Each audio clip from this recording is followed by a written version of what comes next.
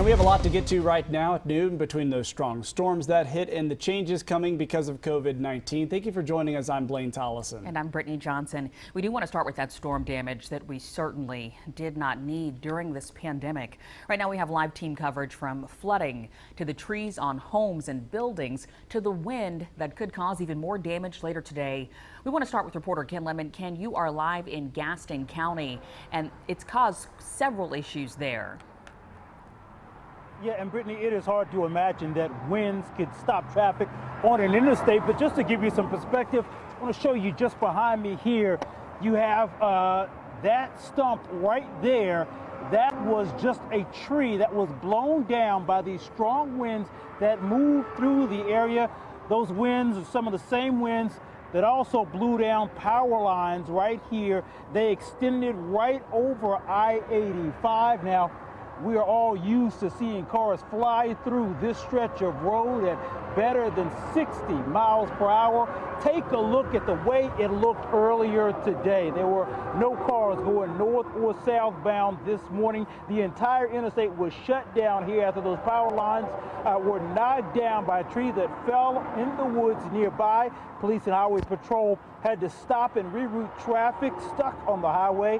Big rigs had to back up in the dark and the rain on northbound lanes to get back to exit 22 and get off.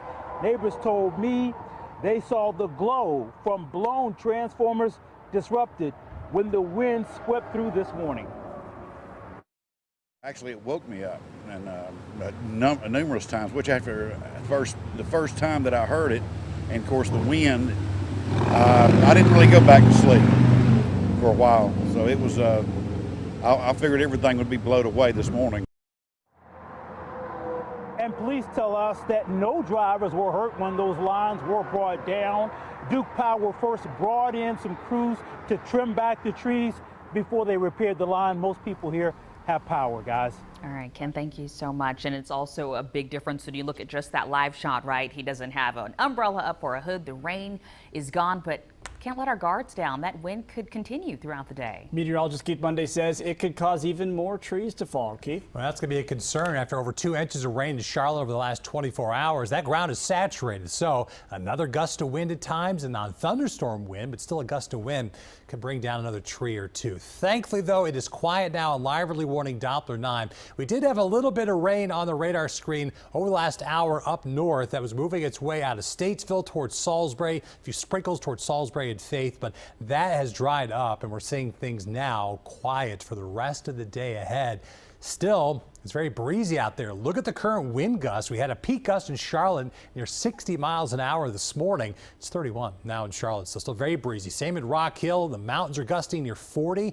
These winds will stay high at least into the early afternoon, then to begin to subside later into the day for today. Mild out there, though. Look at the numbers. Low to mid 70s in the metro, mid 50s, cooler weather up in the mountains. That'll transition here tonight. We'll likely wake up to 40s by tomorrow morning. So enjoy the warmth today while we have it. It'll be cooler out the door early. Had a lot of wind damage reports all across the region. Those little white dots you see on the map, those are all the wind damage reports. Thankfully, you don't see any red circles here.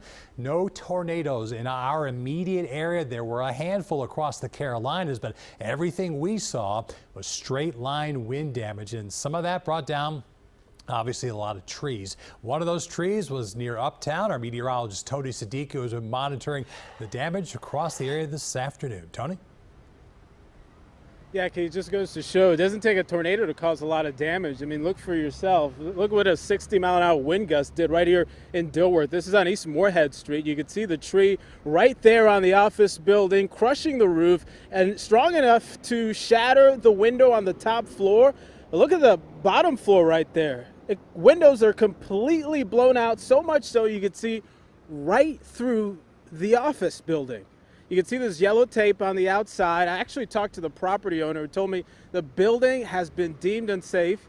She told me that there have been contractors who've been by to look at things, but she says that it's been tough to get anywhere, especially with the tree right there. She says the city told her this is 12th on the list for tree work. Just goes to show you how much trees have been affected across our area. Just a block away, a tree fell on a power line on Moorhead and Euclid Avenue, blocking off the road there this morning. Crews are still there working that scene this morning. The good news is that no one was hurt, because we know things could have been much worse.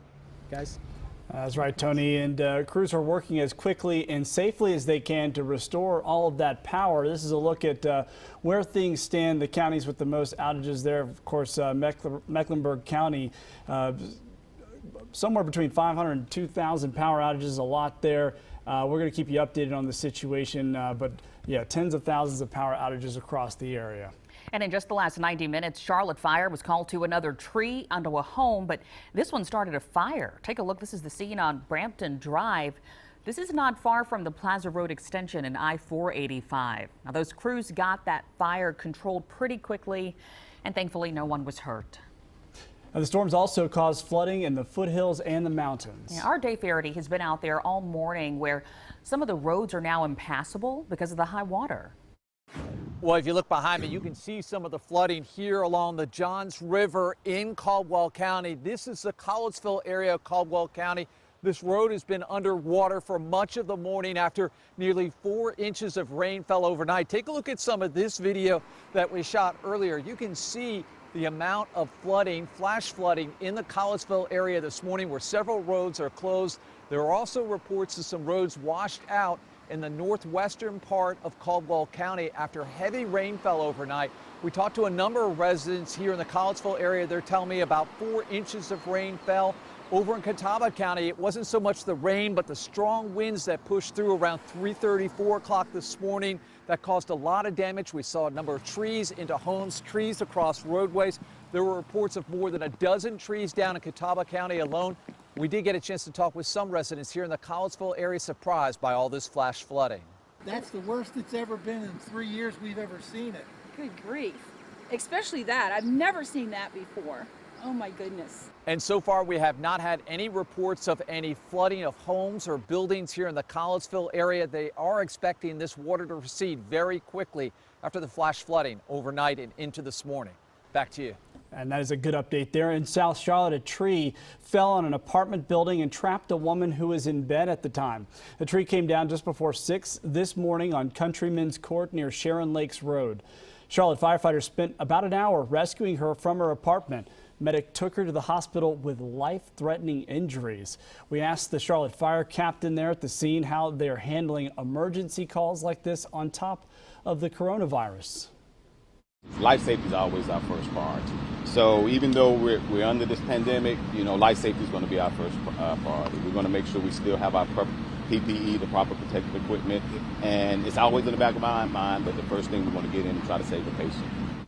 Our Gina Esposito spoke with a neighbor who felt the building shake and heard his neighbors screaming for help. Coming up tonight at 5, he describes those tense moments during the storm. And those storms early this morning really took a toll on people who are homeless in Uptown. Nearly a dozen people live in these tents right along this section of road near 12th Street and College Street. You can see that wind howling there. Well, many of them told our photographer that police told them to seek shelter under the railroad overpass on North Tryon Street.